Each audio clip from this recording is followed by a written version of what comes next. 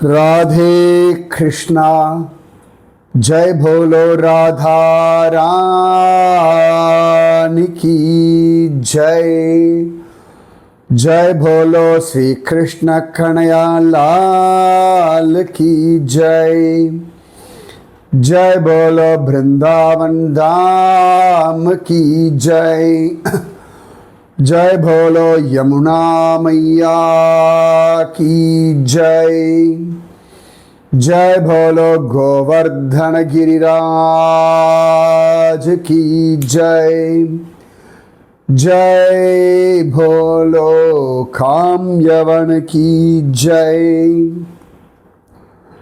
அழகான காம்யவனம், பகவானுடைய விதவிதமான லீலைகள் நிறைய ஒவ்வொரு இடத்துல நடந்திருக்கு. அதில் இந்த காம்யவனமும் முக்கியம். இது ராஜஸ்தானில் தான் இருக்குது. இது இன்னைக்கு மாநிலங்கள் அப்படின்னு பார்த்தோம்னா டெரிட்டரி படி ராஜஸ்தான், ஆனால் இதெல்லாமே விரஜ மண்டலம் தான். அவ்வளோ அழகாக இன்றைக்கி சரியாக சொன்னோம்னா இங்கேருந்து ஒரு மூணு மணி நேரம் ட்ராவல் பண்ணிட்டோம்னா 2 மணி நேரம் ட்ராவல் பண்ணோம்னா நம்ம ராதா மதன் மோகன் இருக்கக்கூடிய கரௌலி வந்துடும். அது வரைக்குமே விரஜ பூமி தான் அப்படின்னு காண கிடைக்கிறது. அழகான இந்த காம்யவனம், அதில் தான் வியோமாசுர குகை இதெல்லாம் நாம் அனுபவித்தோம்.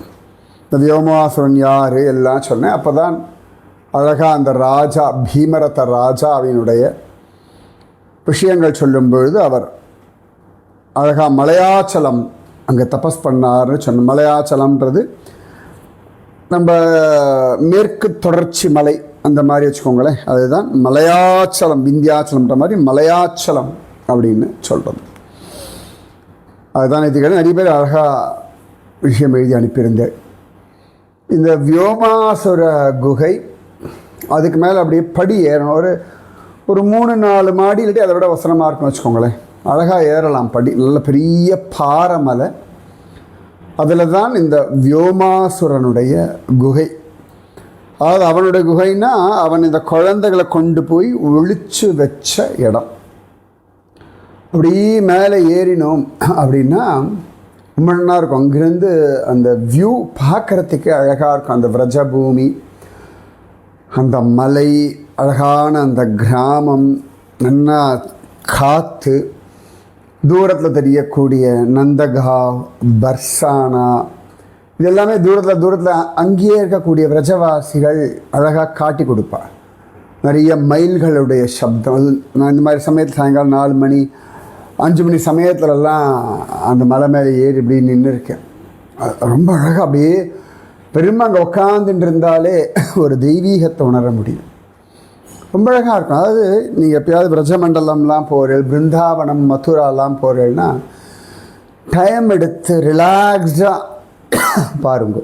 அதாவது ஹரிபரியே வேண்டாம்.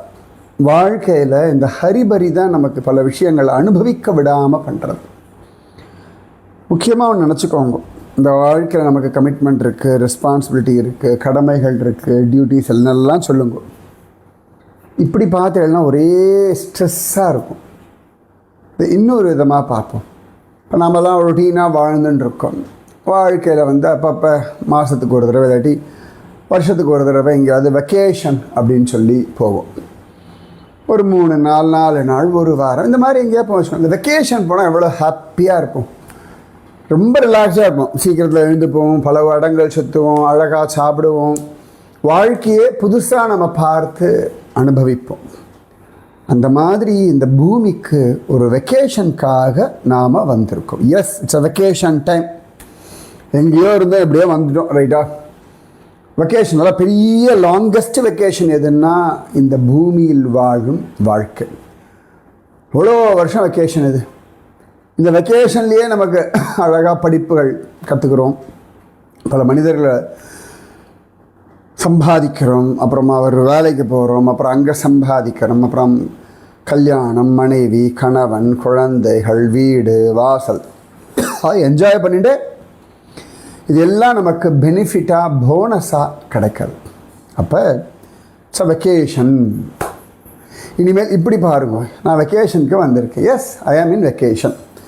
இந்த வெக்கேஷன் மூட் அப்படின்னு சொல்லுவார். ரிலாக்ஸாக இருக்கும். வெக்கேஷனில் வந்து காலங்காலம் சீக்கிரம் எழுந்துப்பாள். ஏன்னா இப்போ நான் தான் நிறைய யாத்திரையெல்லாம் போகிறேன் இல்லையா. இப்போ 5 மணிக்கு அந்த சன்ரைஸ் அங்கே பார்க்க சூப்பராக இருக்கும்னா 5 மணிக்கெலாம் எழுந்து போய் அங்கே நிற்பாள். அந்த மலை உச்சியில் போய் நிற்பாள். இப்போ கூட நான் ருத்ரநாத் போயிருந்த பொழுது இந்த விடியற் கிளம்புற 5 மணிக்கு அந்த சன்ரைஸ் நாங்கள் அவசரமாக கிளம்பிட்டு இருக்கோம். ஆனால் வாவ் அப்படின்ட்டு இருந்தது. ஏன்னா அன்றைக்கி நாங்கள் 5:30 மணிக்கு கிளம்பினா தான் சாயங்காலத்துக்குள்ளே நாங்கள் பேஸ் கேம்ப்பு வர முடியும். அதனால் ஆப்ஷனே கிடையாது எங்களுக்கு. 5:30 மணிக்கு எழுந்துட்டோம், 4:30 மணிக்கே எழுந்து ரெடியாகி 5:30 மணிக்கு நடக்க ஆரம்பிச்சிட்டோம். அதுக்கு முன்னாடி நாள் ராத்திரி பெருசாக ஒன்றும் தூங்கலை. அதுக்கு முன்னாடி நாளும் ராத்திரி தூங்கலை. பார்த்தோம்னா ஒரு 3 நாள் கண்டினியூஸாக ஒரு பெரிய லாங் ஸ்லீப்லாம் கிடையாது. நைட்டு 10 மணி 12 மணிக்கு படுப்போம், காத்தாலாம் 4 மணிக்கெலாம் எழுந்துப்போம், 5 மணிக்கெலாம் ரெடி ஆகிடுவோம், 6 மணிக்கெலாம் கிளம்பிடுவோம். ஆனால் அப்படியே மனசில் அப்படியே அந்த நினைவுகள் அழகாக உட்காந்துருக்கு. அந்த மாதிரி இந்த வாழ்க்கையில் ஒரு வெக்கேஷனுக்கு வந்திருக்கோம். எல்லாருமே ஸ்ட்ரேஞ்சர்ஸ்.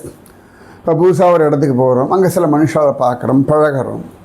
அங்கே இருக்க ஒரு 4 நாள் அந்த ஹோட்டலில் தங்குறோம், 4 பேர் பேசுவோம் இல்லையா. அந்த மாதிரி இந்த வாழ்க்கையை ஒரு வெக்கேஷனாக பார்க்க ஆரம்பியுங்கள். உங்கள் குடும்பம், உங்கள் நெருங்கிய ரிலேட்டிவ்ஸ் எல்லாரையுமே வெக்கேஷனில் பார்க்குற ஒரு ஃப்ரெண்ட்ஸ் மாதிரி பார்த்துருவோம். நிறைய டென்ஷன் குறைஞ்சி போயிடும். அப்போ அழகாக இந்த காமியவனம் பிரஜபூமியில் ரிலாக்ஸாக போய் பாருங்கள். நான் திரும்பி ஒரு 50,000 இடம் பார்த்துடணும்னு அவசியம் இல்லை. எல்லா லீலாஸ்தலங்களையும் பார்த்துடணும்னு இல்லை. ஒரு இடம் லீலாஸ்தலம் பார்த்து என்ன அனுபவிங்க. நம்ம தொண்டரடிப்பொடி ஆழ்வார் மாதிரி. தொண்டரடிப்பொடி ஆழ்வார் ஸ்ரீரங்கம் தாண்டி வேறு எங்கேயுமே போனதில்லை. ஆனால் எல்லா திவ்ய தேசத்திற்கும் போனால் என்ன அனுபவம் உண்டு அத்தனையும் ஸ்ரீரங்கத்தில் கிடச்சிடுது. நம்மாழ்வார் ஆழ்வார் திருநகரி புளியமர பொந்த தாண்டி கூட போனதில்லை. நவதிருப்பதியில் மற்ற 8 திருப்பதிகள் அவர் போனதில்லை. ஆனால் எல்லா திவ்ய தேச பெருமாளும் அவரை தேடி வந்தார்கள். அப்போ நீங்கள் ஒரே ஒன்றை பார்த்தா நல்லா திருப்தியாக உணக்கையாக பாருங்கள். பழைய சாதம் சாப்பிட்டாலும் நல்லா திருப்தியாக சாப்பிடணும். இந்த காமியவனம், இந்த மலை சொன்னேன் இல்லையா, அந்த மலையோட பெயர் கூட நான் நேற்று சொல்லியிருந்தேன். சௌரஸ்ய பர்வதா அப்படின்னு பேர். பகவானும் அவனுடைய குழந்தைகளும் அவனோட ஃப்ரெண்ட்ஸுமா ஜோரா திருடன் போலீஸ் விளையாடுற நல்ல பெரிய ஒரு பிளாட்டோ மாதிரி இருக்கும். அந்த மலைக்கு மேலே அழகாக ஓடி பிடிச்சி விளையாடுற மாதிரி சமதளமாக இடம் இருக்கும். இந்த மகாபலேஸ்வர்லாம் போனால் அப்படி சமதளமாக இருக்கும். திருப்பதியில் பார்த்தா பெரிய சமதளமாக இருக்கும். இந்த கேதார்நாத்லாம் பார்த்தோம்னா இந்த 3 பக்கம் மலைகளுக்கு நடுவில் அப்படியே அழகாக அந்த பள்ளத்தாக்கு ஒரு சமவெளின்னு சொல்லுவோம். அந்த மாதிரி சமதளமாக இருக்கும். அந்த மாதிரி அங்கே தான் பசங்க விளையாடுறா. அப்பொழுது தான் இந்த வியோமாசுரன் இந்த குழந்தைகளெல்லாம் தூக்கிண்டெல்லாம் போகிறான், ஒழிச்சு வைக்கிறான். அப்போ இந்த வியோமாசுரனோட கிருஷ்ணனுக்கு பெரிய சண்டை நடக்கிறது. அவன் ஆகாசத்தில் பிறக்கிறான், அப்புறமா துப்புன்னு பூமியில் விழறான், மேலேருந்து கிருஷ்ணனை தள்ளி விடுறான். இப்படி எல்லாம் நடக்கிறது. இந்த வியோமாசுரனை சுவாமி பிடிச்ச உடனே அவன் என்ன பண்ணுறான், ஆகாசத்தில் பறக்கிறான். அப்போ கிருஷ்ணன் துப்புன்னு விழறான். இப்போ பகவான் விழுந்தவுடனே அந்த கீழே அப்படி கை ஊனுவான் இல்லையா, அந்த ஊனின இடத்துல பகவானுடைய திருக்கையினுடைய அடையாளம், அப்புறம் அவன் கழுத்தில் எழுந்து விழுந்த கௌஸ்துபமணி மாலை, அதுக்கப்புறமா அவனுடைய திருவடி அடையாளம், இது எல்லாமே இந்த வியோமாசுர குகைக்கு மேலே ஏறி, அது குகைக்குள்ளே போனால் குகைக்கு சைட்லேயே படி இருக்கும், அதில் மேலே ஏறி போனால் அந்த மலை உச்சியில் இது எல்லாமே பார்த்துடலாம். வியோமாசுர குகை, அது மேலே போயாச்சுன்னா கிருஷ்ண சரண கமலம், அதுக்கப்புறம் பகவானுடைய கௌஸ்துபமணி விழுந்த இடம், பகவானுடைய திருக்கைகளுடைய அடையாளம், இது எல்லாம் அங்கே இருக்குது. அங்கேயே சில பேர் சொல்லுவா அது மேலே இருக்கக்கூடிய ஒரு சரண சின்னம் ஸ்ரீ பலராமருடைய சரண சின்னம் அப்படின்னு சொல்கிறவாளும் உண்டு. ஆனால் சில பேர் சொல்கிறா மேலே இருக்கிறது கிருஷ்ணனுடைய திருவடி அடையாளம், அங்கே இருக்கிறது கௌஸ்துவ மணிமலையோட அடையாளம், கண்ணனுடைய திருக்கைகளுடைய அடையாளம் அப்படின்னு சொல்லுவாள். திரும்பி அங்கேயே அந்த மலையிலேருந்து அப்படியே கீழே இறங்கி திரும்பி அந்த வியோமாசுர குகை பக்கத்தில் தான் படி இருக்கும், அப்படியே இறங்க வேண்டியதான். கீழேருந்து படி ஏறினா பாதியில் வியோமாசுர குகை, அப்படியே மேலே ஏறினா அந்த கிருஷ்ண சரண கமல் அடையாளம்லாம். திரும்பி அப்படியே ஃபுல்லாக இறங்கி அங்கே ரோடு உண்டு, அந்த ரோடை தாண்டி அங்கே ஒரு வாய்க்கால் உண்டு. வாய்க்காலுக்கு அந்த பக்கம் போனோம்னா அங்கே பலராமருடைய சரண சின்ன அடையாளம் இருக்குது. அது என்ன பலராமருக்கு என்ன இங்கே ஒரு அவருடைய திருவடி அடையாளம் அப்படின்னா, இந்த கிருஷ்ணனுக்கும் வியோமாசுரனுக்கும் பெரிய சண்டை நடக்கிறது இல்லையா? அப்போ அந்த வியோமாசுரன் பெரிய அசுர ரூபம் தாண்டி அவன் கீழே விழும்பொழுதெல்லாம் பூமியெல்லாம் நடுங்கிறதான், பூகம்பம் வந்த மாதிரி. பலராமர் தானே எல்லாத்தையும் தாங்கின்னு இருக்கக்கூடிய ஆதிசேஷன். அவர் என்ன பண்ணுறாரா, அந்த காலால் அந்த பூமியை அழுத்தி அது நடுங்காமல் பார்த்துக்கிறார். ஸ்ரீமத் ராமாயணத்தில் பகவான் ராமச்சந்திரமூர்த்தி இந்த சிவதனுசுவை எடுத்து வளைக்கலான்னு நாணயத்தை முயற்சி பண்ணுறான். அப்போ லக்ஷ்மணனாக இருக்கிற ஆதிசேஷன் அப்படி பூமியில் காலை அழுத்தி வைக்கிறான். எதுக்குன்னா, இவன் எடுக்கிறதோ சிவதனுசு, நான் ஏற்ற போகிறதோ ராமச்சந்திரமூர்த்தி. அது வில்லு உடையும். அப்போ 14 லோகங்களும் நடுங்கும்.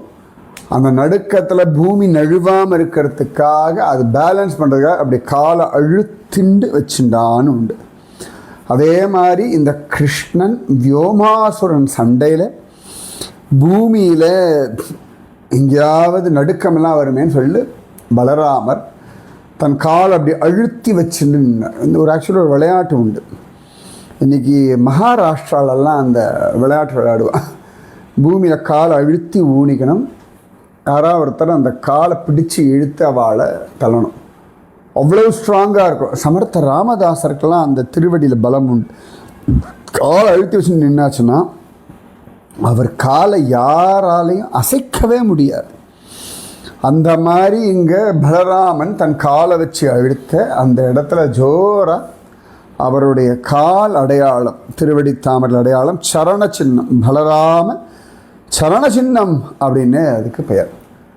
அங்கிருந்து அப்படியே ஒரு 300 மீட்டர் கிட்ட போனால் அந்த இடத்துல ஒரு இடம் இருக்குது, போஜன் தாலின்னு பேர். போஜன் அப்படின்னா போஜனம், சாப்பாடு. தாலி அப்படின்னா தட்டு. இன்றைக்கும் வடக்கில் போயாச்சுன்னா கித்தனா தாலி சாயே அப்படின்னு, எத்தனை தட்டு, எத்தனை பேர் சாப்பிடணும்னு கேட்கணும். ஏன் ஹோட்டலுக்குலாம் போனால் உடனே சொல்லலாம், ஒரு சாப்பாடு என்ன வேலை அப்படின்னு கேட்டால், ஏக் தாலி 100 ரூபாய், ஒரு தட்டு 100 ரூபான்னு. தாலினா தட்டு, அவ்வளோதான். ஸோ ஒரு தட்டில் அந்த லிமிட்டட் மீல்ஸு, அன்லிமிட்டட் மீல்ஸ்லாம் உண்டு. முக்கியமாக பார்த்தோம்னா அங்கே ரோட்டி அன்லிமிட்டடாக கொடுத்துருவான். நம்ம ஊர்லலாம் ரோட்டி 1-2 தான் கொடுப்பான், அரிசி சாதம் நிறைய கொடுப்பான். வடக்கில் போக போக போக ரோட்டி எவ்வளோ வேணால் கொடுப்பான், சுட சுட சுட சுட, நிஜமாக அவ்வளோ நல்லா இருக்கும். அது குஜராத் பக்கமெல்லாம் போச்சு, அதுக்கு நெய் வேறு நிறைய கொடுப்பான், அள்ளி அள்ளி கொடுப்பான் ஜம்முன்னு. அந்த மாதிரி அந்த போஜன் தாலின்னு பேர். அப்போ அது சாப்பாடு தட்டு, அதான். இப்போ புரிஞ்சிருப்பேன் உங்களுக்கு. இந்த போஜன் தாலின்னு ஒரு இடம். இங்கே என்னடா தட்டு இருக்குது அப்படின்னா, கிருஷ்ணனும் பலராமனும் ஆகாரம் சாப்பிட்ட இடம். மாடு மேய்க்க இங்கெல்லாம் அந்த பசங்க அலைவானுங்க, இந்த மாட்டுக்கார பசங்க. இந்த பசங்க இந்த தட்டு இதெல்லாம் கொண்டு வராது. ஏன்னா அதோட எல்லோரும் கொண்டு வரதெல்லாம் சாப்பிட்ணும் இல்லையா. இந்த மாதிரி மலை பாறையிலலாம் அங்கங்கே பள்ளமாக இப்படி டிசைனாலாம் இருக்கும் இல்லையா. அப்போ என்ன பண்ணுவா, அந்த இடத்த அப்படியே தண்ணி விட்டு அலம்பி சுத்தப்படுத்திட்டு அதுலேயே சாப்பாடெல்லாம் போட்டு சாப்பிடுவாள். அது கிராமத்தில் இருக்கவாளுக்கு உண்டு. இப்போ நான்லாம் சின்ன வயசாக இருக்கும் பொழுது எங்கள் வீட்டில் இந்த கொல்லை பக்கத்தில் சாக்கடை பக்கத்தில் இந்த கல்வாழை செடி நிறைய முளைச்சிருக்கும். ஏன்னா நிறைய அப்போ ஈரமை சொதசொதான் ஆகிடும், சேராயிடும்ன்றதுனால இந்த கல்வாழை செடி என்னெல்லாம் உண்டோ தண்ணி இழுக்கிறதுக்காக செடியெல்லாம் வச்சு விட்ருவா. அப்போ என்ன ஆகும்னா தண்ணியெல்லாம் இழுத்துக்கும். அப்போ அங்கே தண்ணி தேங்காது, கொசு மொய்க்காது, அது ரொம்ப நல்லா இருக்கும். அந்த நிஜமாவே, அதாவது வீட்டில் அவாவோ உபயோகப்படுத்துகிற தண்ணி எல்லாம் வச்சுட்டே ஒரு தோட்டத்தை பராமரிச்சிடும். அந்த தோட்டத்திலேயே வாழை, தேங்காய், கொய்யா, பப்பாளி, கீரை, சுண்டைக்காய், அப்புறம் நாங்கள் சாப்பிட்டு போட மாங்கொட்டை, அதுலேருந்து வர மாஞ்செடி, அதுக்கப்புறமா இதெல்லாம் வர வந்துடும். சமயத்தில் பார்த்தோம்னா என்னெல்லாமோ நாங்கள் சாப்பிட்டு போட்டோமோ அதெல்லாம் வரும் எங்களுக்கு தெரியாமல். அப்புறம் துளசி வந்துடும், அந்த பருப்பு கீரை வந்துடும். இதெல்லாம் தானாகவே முளைச்சி வருவேன். கருவேப்பிலை, அதாவது அந்த தண்ணி எதுவுமே இன்றைக்கெல்லாம் பெருசாக பேசிட்டு இருக்கோம். ஃப்ளாட்லலாம் சீவேஜ் ட்ரீட்மெண்ட் பிளான் அப்படின்னு சொல்லி தண்ணியை சுத்தப்படுத்தி அது வீணாகாமல் இருக்கிறதுக்காக செடி வைக்கிறது. இதெல்லாம் சாதாரண ஒரு விஷயம். அதுவும் தென்னை மரத்துக்கு பாத்தி கட்டுற வேலை எங்களுக்கெல்லாம். என்ன பண்ணுவோம்னா, தென்னை மட்டையை எடுத்துகிட்டு இப்படி பண்ணா அப்படி பண்ணான்னு தாத்தா திட்டுவார், பண்ணினோம், அவ்வளோதான். அப்போ சாயங்காலம் ஆயாச்சுன்னா அந்த கல்வாழை செடியிலேருந்து இலையை பறித்து கொண்டு வர சொல்லுவா. அதில் தான் டிஃபன் கொடுப்பா. ஸ்கூல்லே வந்தோடனே சாப்பிட்டுட்டு அந்த கல்வாழை இலைச்சையும் வாசலில் அந்த கழனி தொட்டியும் ஒன்று வச்சுருப்போம். அவன் கொண்டு போடுவோம், அதுக்கு வாசல் விட்டு போடுவோம், மாடுகள்லாம் அலையும், அதை அழகாக சாப்பிட்டுட்டு போயிடும், அவ்வளோதான். இது மாதிரி ரீசைக்ளிங் ப்ராசஸ்ன்றது கண்ணெதிர்க்க நான்லாம் பார்த்துருக்கேன். அப்போ இந்த பாறை அங்கே ஒன்று உண்டு. அந்த பாறையில் பார்த்தோம்னா 2 குழி இருக்கும், அப்புறம் பக்கத்தில் ஒரு தட்டு மாதிரியே ஒரு பள்ளம் இருக்கும். கண்ணன் அங்கே உட்காந்துட்டு சாப்பிட்டான். அது பக்கத்தில் 2 குழி இருக்கும். அதில் சமயத்தில் டால் விட்டுப்பான், இல்லாட்டி சமயத்தில் தயிர் விட்டுப்பான், சமயத்தில் பால் விட்டுப்பான். அது என்றைக்கும் பார்க்கலாம். நார்த் இந்தியாவில் மட்டும் அவளுக்கு வந்து கட்டோரின்னு சொல்லுவாள், இந்த கிண்ணம். அவளுக்கு தட்டில் ரோட்டி எல்லாம் வச்சாலும் நார்த் இந்தியாவில் பார்க்கலாம், இந்த தட்டுக்குள்ளேயே ஒரு 7-8 கிண்ணம் வச்சு அதுலேயே இந்த சப்ஜி பாஜி காய் கூட்டு என்னெல்லாம் உண்டு லைனாக வச்சுருவான். நடுவில் அந்த சப்பாத்தி வைப்பான், சாதம் போட்டு. நமக்கு சாதம் போட்டு பசங்க நம்ம கஷ்டம், ரோட்டி வச்சு சாப்பிட்ற வாழ்க்கை ரொம்ப ஈஸி. நடுவில் ரோட்டி மட்டும் வரும், அதை வச்சு 4 தொட்டு சாப்பிட்டுடுவான். நம்ம ராஜஸ்தான் பக்கம்லாம் போயாச்சுன்னா அதில் வந்து அழகாக வந்து அந்த ஸ்ரீகண்டெல்லாம் வேறு வச்சுருவோம், அது பூரி சப்பாத்திகள்லாம் தொட்டுக்கிறது. ஸோ கரெக்டாக தட்டுக்குள்ளேயே ஒரு 7-8 கிண்ணம் இருக்கும். இப்போ நம்மளாம் குழி தட்டுன்னு ஒன்று வச்சுருப்போம் ஆற்றுலலாம். நாங்கள்லாம் சின்ன வயசில் குழி தட்டு கிடச்சா வா அப்படின்னு இருக்கும். அதுலேயே 5 குழி இருக்கும், நடுவில் சாதத்துக்கு மட்டும் ஒரு பெரிய இடம் இருக்கும். எக்ஸாக்டாக அந்த குழித்தட்டு ஞாபகம் வச்சுக்கோங்க. ஒரு இப்போல்லாம் பார்த்தோன்னா ஒரு பெரிய குழித்தட்டு, அதில் 2 பக்கம் மட்டும் ஓட்டை இருக்கும், மேலே 2 ஓட்டை இருக்கும், கீழே பெரிய ஓட்டை இருக்கும். எக்ஸாக்ட்லி அதே மாதிரி ஒரு பெரிய இடம் சாப்பிட்றதுக்கு 2 குழி மாதிரி கிருஷ்ணனோட கட்டோரி வச்சுட்ட இடம். அழகாக அதான் இதை சாப்பிட்டுட்டு வெறும் அப்படியே தண்ணி விட்டு அலம்பிட்டு போயிடுவானுங்க. அலம்பவே இல்லைனாலும் மழை ஏதானு பெய்யும், இல்லாட்டி மாடுகள் ஏதாவது சாப்பிட்டு நக்கிட்டு போய்ட்டு திருப்பி அடுத்த நாள் சாப்பிடும்போது தண்ணியை விட்டு அலம்பி. அங்கே கீழே குளம் இருக்குமே, அங்கேருந்து அழகாக தண்ணி எடுத்து க்ளீன் பண்ணிட்டு திருப்பி அதிலேயே சாப்பிடுவாள். அவ்வளோதான். அப்படியே கண்ணன் சாப்பிட்டு பக்கத்துலேயே பலராமனுக்கு ஒரு தட்டு உண்டு, பலராமனுக்கு ஒரு கட்டோரி மாதிரி உண்டு. அதனால் இந்த இடத்துக்கு பேர் போஜன் தாலின்னு பேர். அது என்ன ஆச்சரியம்னா, நாங்கள் போயிருக்கோம், நான் மத்தியான சமயத்தில் போயிருக்கேன், சாயங்காலம் ஒரு 5 மணி அந்த மாதிரி சமயத்துலாம் போயிருக்கேன், 4:30 மணி 5 மணி. அங்கே எப்போ போனாலும் பசிக்கும், அதுதான் அதிசயம். அது சில இடங்களில் அந்த பாண்டீரவனம் போனால் ஒரு பசி வரும், சில இடங்கள்லாம் போனால் தானாக ஒரு பசி வரும். சில சந்தர்ப்பங்கள் என்ன பண்ணுவோம், சாப்பாடு வந்து அந்த இடத்துல கொண்டு போய் சாப்பிடுவோம். ஒரு தடவை எங்களுக்கு என்ன ஆச்சு, நாங்கள் கொண்டு போன சாப்பாடுலாம் சாப்பிட்டுட்டோம். இந்த யோமாசுர குகையெல்லாம் பார்த்துட்டு இறங்கி வரோம். 3:30 மணி சுமார் இருக்கும் நினைக்கிறேன், 3-4 மணி. என்னமோ ரொம்ப பசி. அந்த காமியானது பெரிய கடைகள்லாம் கிடையாது, இப்போ வந்திருக்குமா இருக்கும். சரின்னு வந்தால் அன்னைக்குன்னு பார்த்து அங்கே யாரோ வந்து பக்தா யாரோ ஒரு சத்சங்கத்து குரூப் வந்திருக்கா, நார்த் இந்தியா தான். அவள் வரவாளுக்கு எல்லாருக்கும் கூப்பிட்டு டால் கிச்சடி பூரி சப்ஜி சாய் அப்புறமா மோர், இதெல்லாம் ஒரு வெயில் காலத்துமா மோர் கொடுத்தா. ரொம்ப அதாவது ஆனந்தம்னா அவ்வளவு ஆனந்தம் அங்கே. ஸோ போஜன் தாலின்னு பேர். ஸோ இடங்களில் பகவான் அந்த இடத்துல அவனுடைய அந்த பானை இதெல்லாம் வச்சா அதனால் அது பள்ளமாயிடுதுன்னு சொல்லுவாள். எப்படி இருந்தாலும் போஜன் தாலி. அங்கே பார்த்தோம்னா அந்த ஒரு பாறையில் நடுவில் ஒரு வெள்ளையாக ஒரு கோடு மாதிரி போகும். அந்த இடத்துல இப்படி பார்த்தோன்னா இறங்கி கீழே வரைக்கும் போகும். அது பலராமனுடைய பாத்திரத்துலேருந்து பால் ஒழுகின இடம்னு சொல்லுவார். அது அப்படியே கீழே பாறையிலேயே அந்த வெள்ளை கோடு போட்ட மாதிரி இருக்கும். அப்படியே யாரும் பெயிண்ட் கோடெல்லாம் போடல, பாறையிலேயே இயல்பாக அந்த இடத்துல ஒரு கோடு அப்படியே கீழே வரைக்கும் போகும். அங்கே முன்னாடி ஒரு குளம் இருந்திருக்கு. இப்போல்லாம் வெயில் காலத்தை ட்ரை ஆகிடுது, மழை காலத்தை தண்ணி இருக்கும். அந்த குளத்துக்கு பேர் க்ஷீரசாகரம்னு பேர். அதர ஆதிசேஷன் திருப்பார்கடலில் தானே பள்ளி கொண்டிருக்கார், அவர் மேலே தானே சுவாமி பள்ளி கொண்டிருக்கார். அதனால் க்ஷீரசாகரம், க்ஷீர்சாகர் குண்டு, க்ஷீரசாகர் குளம் அப்படின்னு பேர். ஸோ அந்த இடத்துல இந்த போஜன தாலி, இனிமேல் இந்த குழித்தட்டில் சாப்பிடும்பொழுது இல்லாட்டி சாப்பாடு பக்கத்தில் ஏதான 2 கிண்ணத்தை வச்சுன்னு சாப்பிடும்பொழுதெல்லாம் காமியவனத்தினுடைய இந்த போஜன தாலி ஞாபகம் வச்சுக்கோங்க. அங்கே சில வயசான கோபிகள்லாம் உட்காந்துருப்பா, நன்னா பேசுவா. அங்கே சாதாரண அந்த இடத்துலையே இருக்கக்கூடிய கிராமத்து ஜனம் உண்டு. அங்கே பூஜைக்கெல்லாம் ஆள்லாம் கிடையாது. அந்த கிராமத்திலேயே இருக்கக்கூடிய அங்கே இருக்கக்கூடிய விரஜவாசி இந்த கதையெல்லாம் அவள் சொல்லுவாள். முதல்ல போனோன்னு முதல்ல சீக்க சொல்லுவா, அப்புறம் ஜெய் போல ஸ்ரீகிருஷ்ண கணையா லால் கி ஜெய் அப்படின்வா. நான் சமயத்தை சொல்லுவேன், இல்லை எங்கள் கூட வந்தவாளுக்கு வந்து ஹிந்தி தெரியாது, எங்கள் பாஷை தான் தெரியுமா. அவள் சொல்லுவா, பாஷை முக்கியம் இல்லை, பாவம் தான் முக்கியம் விடுவா. நாங்கள் சொல்கிறோம், அதுக்கப்புறம் நீங்கள் உங்கள் பாஷையில் சொல்லுங்க. ரொம்ப அழகாக கண்ணன் எப்படி அந்த இடத்துல உக்காந்துண்டு போஜனம் பண்ணான் அப்படின்றத அத்தனை அழகா வர்ணிப்பார். அதுக்கப்புறம் நமக்கு தோன்ற தட்சிணையை கொடுக்கலாம். அதனால போஜன் தாலின்னு அந்த இடத்துக்கு பேர் காமிய வனத்தில். இனிமேல் சாப்பிடும் பொழுதெல்லாம் இந்த போஜன் தாலி இடத்த நினச்சிக்கோங்க, சரியா? காமியவனம் போஜன் தாலின்னு பேர். ராதே கிருஷ்ணா. மீதி விஷயம் நாளைக்கு சொல்கிறேன். ராதே கிருஷ்ணா கிருஷ்ணா ராதே, ராதே கிருஷ்ணா கிருஷ்ணா ராதே, ராதே கிருஷ்ணா கிருஷ்ணா ராதே, ராதே கிருஷ்ணா கிருஷ்ணா ராதே. जय भोलो राधा रानी की जय, जय भोलो श्री कृष्ण कन्हैया लाल की जय, जय भोलो वृंदावन धाम की जय, जय भोलो यमुना मैया की जय, जय भोलो गोवर्धन गिरिराज की जय, जय भोलो काम्यवन की जय. राधे कृष्णा.